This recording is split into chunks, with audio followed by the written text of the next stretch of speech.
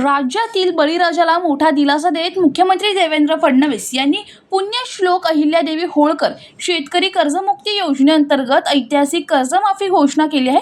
पूर्वीच्या सरकारने शेतकऱ्यांच्या हिताचे जे धाडसी निर्णय घेतल्याचे टाळले ते विद्यमान भाजप सरकारने करून दाखवले आहे, असे महायुती सरकारचे म्हणणे आहे। या महत्त्वपूर्ण घोषणेनुसार यापूर्वीच्या महात्मा फुले कर्जमाफी योजनेचा लाभ घेतलेल्या शेतकऱ्यांना आता 50,000 रुपयांऐवजी थेट 2 लाख रुपयांपर्यंतचा वाढीव लाभ मिळणार आहे। तसेच नियमित कर्जदार शेतकऱ्यांसाठी असणारी प्रोत्साहनपर अनुदानाची अत्यंत जाचक अटकही सरकारने रद्द केली आहे। या नव्या निर्णयामुळे शेतकऱ्यांना 2026-27 पीक कर्ज भरण्याची कोणतीही सक्ती नसणार। महायुती सरकारचे म्हणणे आहे की शेतकऱ्यांच्या हिताचे निर्णय प्राधान्याने घेऊन शेतीला बळ देणे आणि ग्रामीण अर्थव्यवस्थेला चालना देणे हे सरकारचे उद्दिष्ट आहे। शेतकऱ्यांच्या अडचणी लक्षात घेऊन अनेक महत्त्वाचे निर्णय घेण्याचा प्रयत्न सरकारकडून केला जात असल्याचा दावा सत्ताधारी नेत्यांनी केला आहे।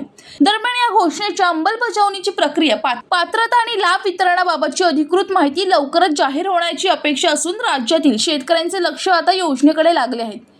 आणि शेवटी लोकशाही आहे, त्यामुळे लोकशाहीमध्ये त्यांचा व्यापक विचार मी मान्य केला। आणि आता हे जे महात्मा फुले कर्जमाफी योजनेतले जे लोक होते, ज्यांना 50,000 रुपयापर्यंत आपण म्हटलं होतं, त्यांनाही 2 लाखापर्यंत कर्जमाफी झाली। त्यासोबत 26-27चा जो नियम आहे तोही वगळण्यात येईल।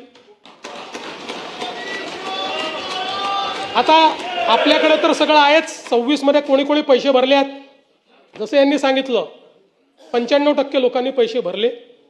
त्यामुळे आता त्याच्या आधीच्या 3 वर्षातले कुठलेही 2 वर्ष ज्यांनी रेग्युलर भरलेले आहेत ते सगळे लोक याकरता पात्र होतील।